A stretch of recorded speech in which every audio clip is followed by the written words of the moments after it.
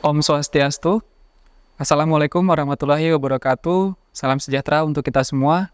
Salam Nama Budaya. Salam dan bahagia.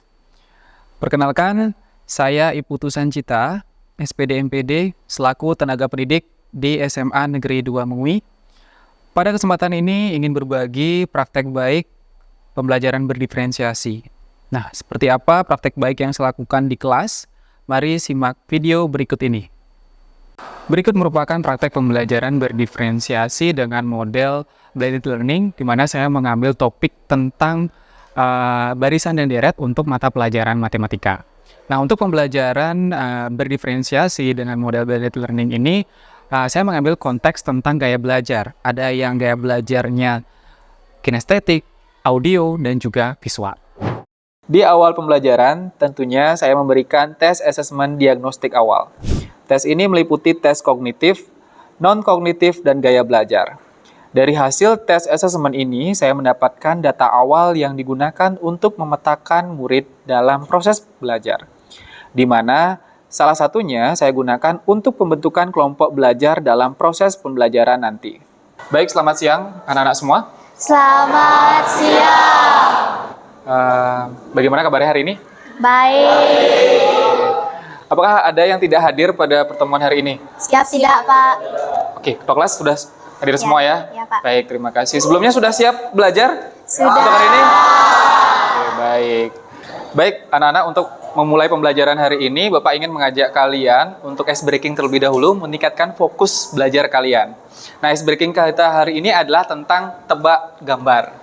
Baik, anak-anak sudah mulai fokus ya. Kita tadi sudah melewati ice breaking bersama. Jadi sekarang kita akan masuk ke kegiatan inti sebenarnya, yaitu pembelajaran. Nah, sebelumnya anak-anak sudah belajar tentang barisan dan deret, yaitu ada barisan aritmatika dan juga barisan geometri. Sekarang bagaimana kita mengaplikasikannya dalam permasalahan kontekstual, itulah yang akan kita bahas pada pertemuan hari ini. Apersepsi pada prinsipnya merupakan kegiatan pendahuluan atau pembuka pelajaran dengan tujuan untuk membangkitkan minat belajar siswa. Tidak hanya itu saja, pemberian apersepsi juga bertujuan untuk memberikan gambaran tentang materi pelajaran yang akan disampaikan pada siswa pada pertemuan hari ini dan mengaitkannya dengan pembelajaran pada pertemuan sebelumnya. Baik, anak-anak, adapun tujuan pembelajaran kita hari ini itu adalah anak-anak nanti mampu menyelesaikan masalah kontekstual yang berkaitan dengan barisan dan deret, yaitu barisan aritmatika dan juga barisan geometri. Begitu juga dengan deret aritmatika dan deret geometri.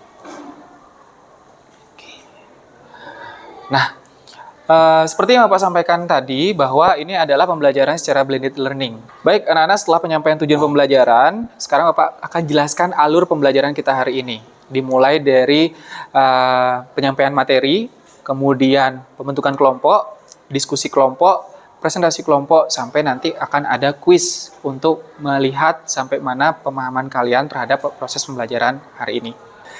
Dalam kegiatan pembelajaran hari ini, proses diferensiasi yang dilakukan di sini adalah diferensiasi proses dan juga diferensiasi produk, di mana untuk melakukan diferensiasi proses dan diferensiasi produk ini dilakukan tes diagnostik awal untuk melihat minat belajar siswa, karakter siswa, kemudian juga pembentukan kelompok siswa dalam kegiatan pembelajaran nantinya.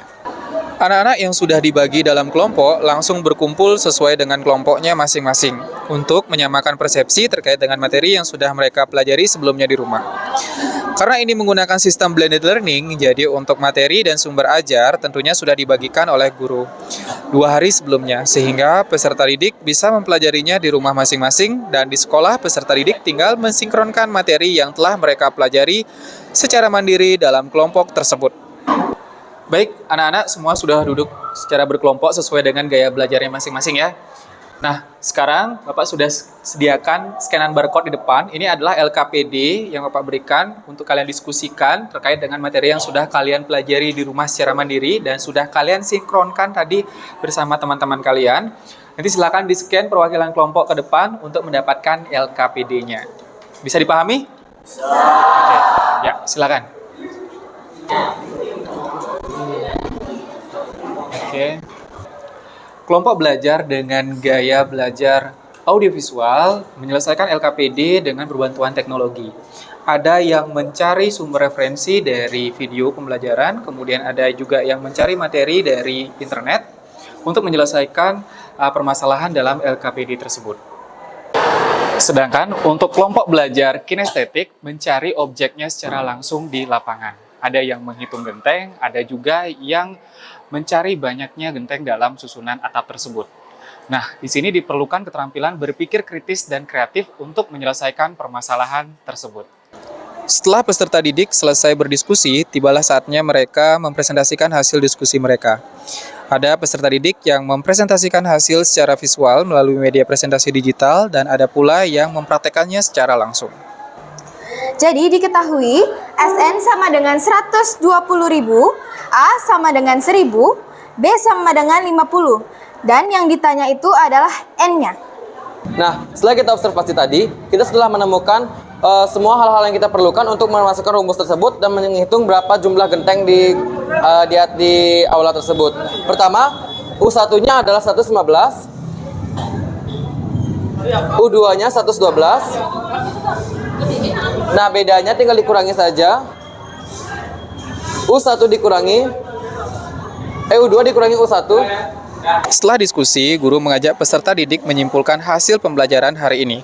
Baik, anak-anak, kita sudah melalui proses pembelajaran hari ini. Dari proses pembelajaran hari ini, adakah yang bisa menyimpulkan apa yang sudah kita pelajari hari ini?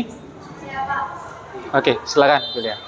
Jadi kesimpulan yang saya dapatkan dari pembelajaran kali ini adalah deret aritmatika dan geometri bisa kita aplikasikan dalam kehidupan kita sehari-hari. Sebagai contohnya, yaitu seorang kuli bangunan yang menghitung atau memperkirakan jumlah genteng yang diperlukan untuk sebuah bangunan dan juga kita bisa menghitung jumlah kursi dalam sebuah aula. Sekian dari saya, terima kasih. Peserta didik mengerjakan kuis yang diberikan oleh guru sesuai dengan materi yang sudah mereka dapatkan sebelumnya. Kuis ini bertujuan untuk melihat seberapa efektif pembelajaran yang telah mereka terima dalam kesempatan tersebut. Guru kemudian menutup pembelajaran dan menyampaikan rencana kegiatan pada pertemuan selanjutnya. Baik, anak-anak, mari kita akhiri pembelajaran hari ini. Terima kasih anak-anak sudah antusias mengikuti pembelajaran hari ini. Baik, pada asana. Baik, sebelum kita pulang, marilah kita berdoa terlebih dahulu. Berdoa dimulai. Berdoa selesai. Parama Santi. Om Santi Santi Santi Santi Om. Oke. Halo semuanya, perkenalkan saya Christian. Saya adalah siswa dari kelas 10D di SMA Negeri 2 Mengui. Hal yang bisa saya sampaikan terkait dengan pembelajaran ini adalah saya sangat senang dengan pembelajaran dapat dilakukan di luar kelas dan mempraktikkan materi yang didapat. Dan dengan adanya memperhatikan gaya belajar, kita sebagai siswa dapat termotivasi untuk menyelesaikan permasalahan dalam pembelajaran tersebut. Dan adanya games kecil yang dimanfaatkan teknologi dapat membuat kita lebih cair di suasana yang tegang dalam kelas tersebut. Sekian yang bisa saya sampaikan. Sekian dan terima kasih. Halo semuanya, saya juga siswi kelas 10D dari SMA Negeri 2 Mengui. Adapun refleksi yang akan saya sampaikan mengenai pembelajaran matematika kali ini. Belajar melalui metode blended learning, kita dapat lebih awal mempersiapkan diri untuk mempelajari materi yang diberikan oleh guru. Jadi saat di kelas kita dapat lebih fokus membahas permasalahan yang kita alami saat belajar sendiri.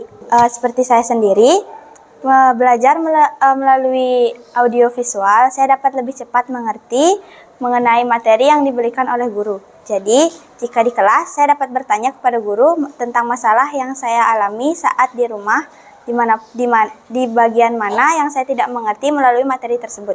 Sekian refleksi yang dapat saya sampaikan. Terima kasih. Demikian video praktek baik pembelajaran berdiferensiasi dengan model blended learning.